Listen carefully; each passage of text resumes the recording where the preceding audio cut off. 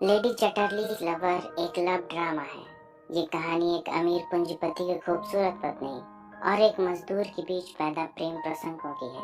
लेकिन इससे पहले कि हम इस कहानी को देखें, अगर आपको मेरा काम पसंद आता है तो वीडियो को लाइक, शेयर और चैनल को सब्सक्राइब कर दें। सर क्लिफोर्ड चैटरली एक अमीर बिजनेसमैन है। ढेर सारी प्रॉपर्टी है, उसके अपने कोयले के खदान हैं। जर्मनी और इंग्लैंड के बीच राजनीतिक तनाव के बावजूद सर क्लिफोर्ड ने एक जर्मन महिला लेडी कॉन्स्टेंस से शादी की, जो कि खुद एक अमीर जर्मन खानदान से है। दोनों की जोड़ी काफी खूबसूरत है, दोनों में काफी प्यार भी दिखता है। लंबे तनाव के बाद एक दिन जर्मनी और इंग्लैंड के बीच युद्ध का बिगुल बज उठा। लेडी कॉन्स्टेंस, जो कि अब लेडी चैटरली है, इस दुविधा में है कि वो जर्मनी की जीत की कामना करे या फिर इंग्लैंड की। खैर, जो भी हो, उसे इस बात पर गर्व है कि उसका पति क्लिफोर्ड चैटरली एक बहादुर इंग्लिशमैन है। उसने सेना में एक बड़ा पद हासिल किया और युद्ध में बतौर सिपाही शामिल हो गया। पर युद्ध के मैदान में सिपाहियों के एक टुकड़े का नेतृत्व करते हुए सर क्लिफोर्ड बम लगने से जख्मी हो गया। बड़ी मुश्किल से उसकी जान बचाई जा सकी। जान बचने के बावजूद उसके लिए एक बुरी खबर थी। उसके शरीर का निचला हिस्सा पैरालाइज हो चुका है। अब वो चल फिर नहीं सकता है। व्हील चेयर पर पड़े रहना ही उसकी जिंदगी बन गई है। वो अपनी पत्नी कोनी पर पूरी तरह से डिपेंडेंट है। रीढ़ पर लगी चोट की वजह से उसे पूरे शरीर में भयंकर दर्द भी होता है। उसकी लाइफ मिजरेबल हो गई है। हालांकि वो खुश दिखने की बड़ी कोशिश करता है, किताबें पढ़ता है और इधर उधर की बातों में मन लगाकर अपने गम को भुलाने की कोशिश करता है। पर जैसे जैसे दिन बीत रहे हैं, उसके अपने संबंधियों के तानों की वजह से उसे लगने लगा है कि उसकी जिंदगी अपनी पत्नी कोनी के ऊपर किसी बोझ की तरह है। वो उसके साथ प्यार तक नहीं कर सकता है, जबकि कोनी अभी पूरी तरह से जवान है। वो कैसा मर्द होगा कि उसकी जरूरतों का ख्याल भी नहीं रख सकता है।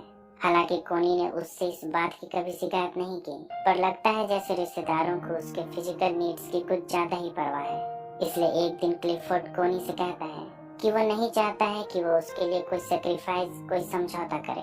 अगर वो किसी आदमी को पसंद करती है तो उसके साथ खुद की जरूरतों को पूरा करने के लिए सो सकती है। वो उसे मना नहीं करेगा। लेकिन तब कोनी इस बात का कोई जवाब नहीं देती है। बस कहती है कि वो इस बात को कभी ना भूले कि वो उससे प्यार करती है।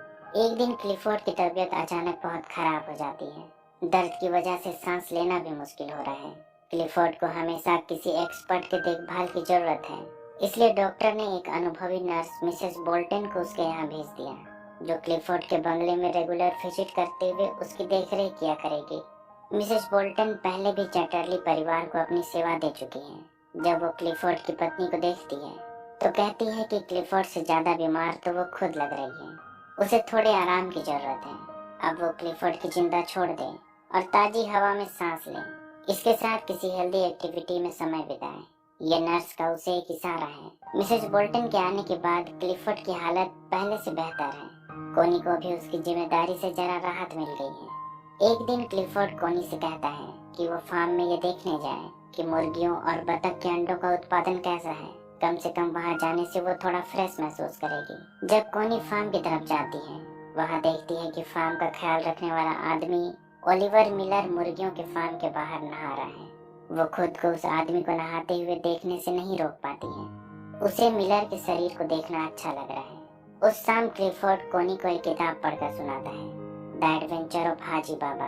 कहानी का मुख्य पात्र हाजी बाबा कैसे जब पहली बार इंग्लैंड आया तो इंग्लिश महिलाओं के निकट चेहरे को देखकर उसके अंदर कामना की ज्वाला दहकने लगी। इससे पहले उसे केवल हिजाब में ढकी महिलाओं को देखने की आदत थी। यहाँ वो खुद पर कंट्रोल नहीं कर पा रहा था। उस रात कोनी को भी नींद नहीं आ रही थी। उसके अंदर भी कामना की ज्वाला दहकने लगी है। उसके दिमाग में मुर्गियों के फार्म की देखरेख करने वाला आदमी मिस्टर मिलर के नेकेड बॉडी की याद तपिश बनकर झुलसा रही है। अगले दिन फिर से क्लिफोर्ड के कहने पर कोनी फार्म में मुर्गियों के अंडों की खोजबीन के लिए जाती है। यहाँ वो पहली बार मिलर से बात करती है, पर मिलर से बात करने पर वो बड़ा ही सख्त और रूखा मालूम पड़ता है।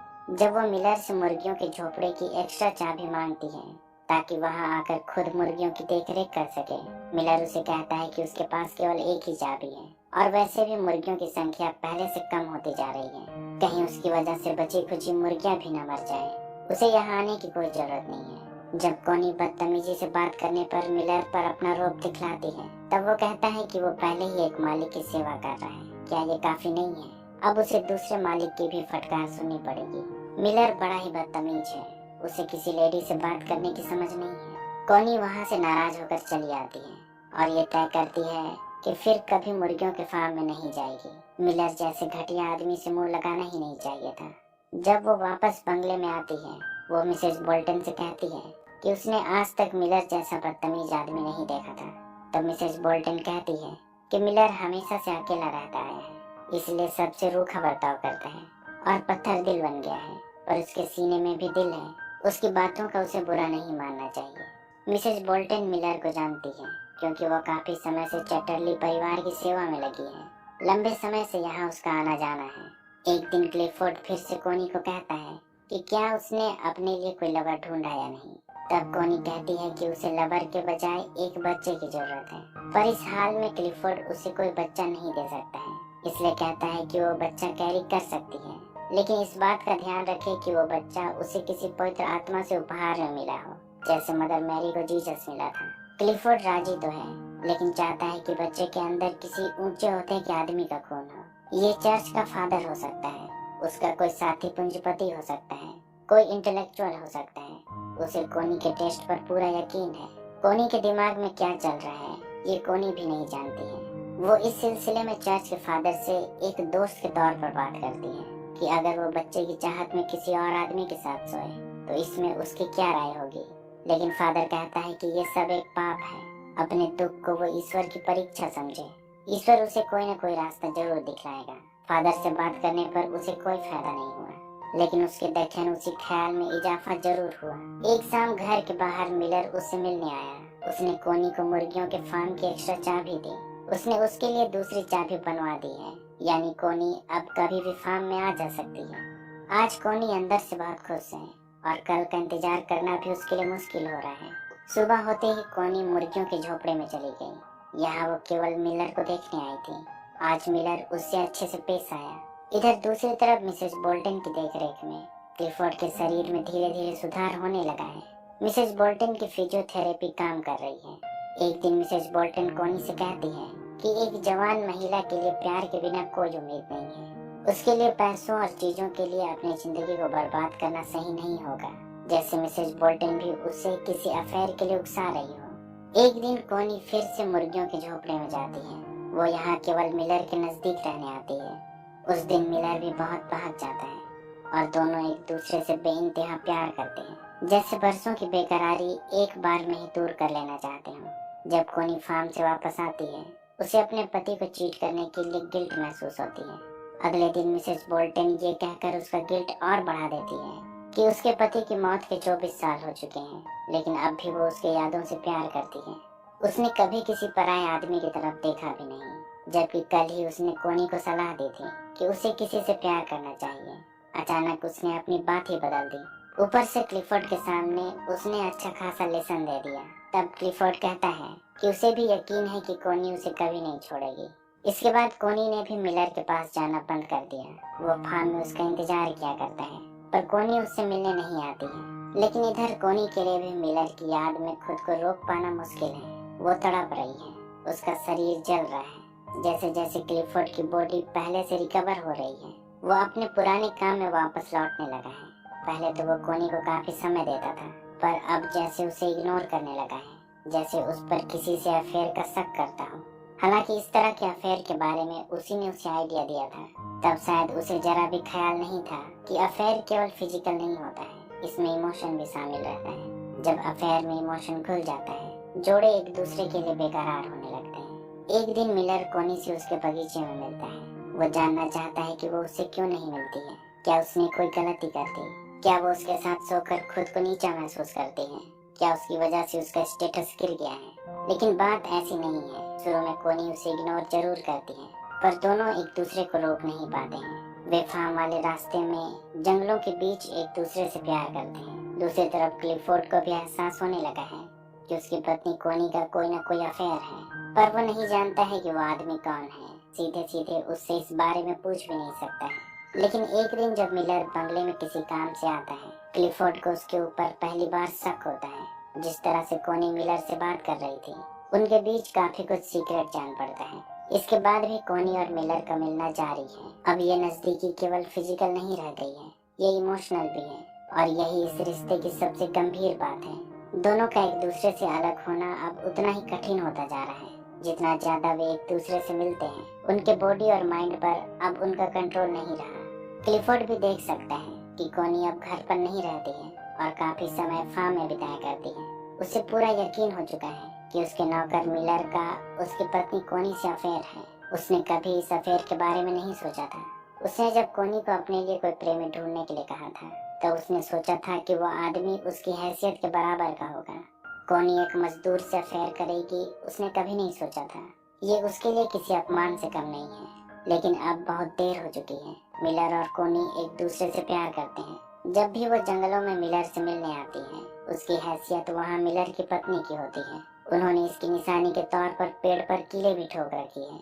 अब तो यह अफेयर क्लिफोर्ड के लिए भी कोई राज नहीं रह गया है। उसने भी मिलर को उसकी हैसियत दिखलाने के लिए कि वो उसके टुकड़ों में पलने वाला एक मामूली सा नौकर पर है, कोई कसर नहीं छोड़ी। लेकिन एक रात जब कोनी घर के बाहर मिलर के कॉटेज में थी, क्लिफोर्ड ने कोनी को वहां से उसकी बहन के पास भेजने का निर्णय कर लिया।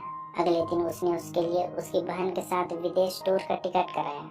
कोनी को मजबूरन टूर में जाना पड़ा, पर इस टूर में उसका जरा भी मन नहीं लग रहा था। उसे मिलर की याद सता रही थी। उसे जल्दी से जल्दी मिलर के पास लौटना है। टूर खत्म होने के बाद जब कोनी पूरी बेसब्री के साथ बंगले में पहुंचती है, देखती है कि क्लिफोर्ड अब पहले से काफी ठीक हो चुका है और वो अपने पैरों पर खड़ा है। बैसाखी की मदद से चल भी सकता है। जल्दी ही वो पूरी तरह से ठीक भी हो जाएगा। पर उसे अब इन सब से कोई मतलब नहीं है। वो तो अपने प्रेमी मिलर के पास जाना चाहती है। वो भागी भागी फार्म में पहुंचती है, पर देखती है कि अब मिलर वहाँ काम नहीं करता है। उसकी जगह कोई दूसरा आदमी है। क्लिफोर्ड ने मिलर को काम से निकाल दिया। उसे काम से निकालने के लिए ही उसने कोनी को टूर पर भेजा था, ताकि यहाँ रहते हुए वो कोई ड्रामा न कर दे। आज क्लिफोर्ड और कोनी के बीच बड़ी बहस होती है। तब क्लिफोर्ड कहता है कि उसे मिलर के साथ अफेयर रखने के लिए सोचना चाहिए था। वो एक मजदूर के साथ अफेयर करके उसका नाम खराब कर रही थी। तब कोनी कहती है कि उसका नाम तो ऑलरेडी खराब हो चुका है, क्योंकि उसके पेट में मिलर का बच्चा है। कोनी अपना सारा सुख चैन, अपनी सारी सुख सुविधा, नाम और क्लास सब छोड़ छाड़ कर मिलर को ढूंढने चली गई। अब मिलर एक कोयले की खदान में काम करता है। जब वो कोनी को उसे ढूंढते हुए देखता है तो खुद को छुपाने की कोशिश करता है। वो उसके लायक नहीं है। लेकिन कोनी कहती है कि वो सब छोड़ छाड़ कर उसके पास आई है। वो उसके बच्चे से प्रेग्नेंट है। उसे दौलत और विलासिता नहीं चाहिए। वो बस उसके साथ जीना चाहती है।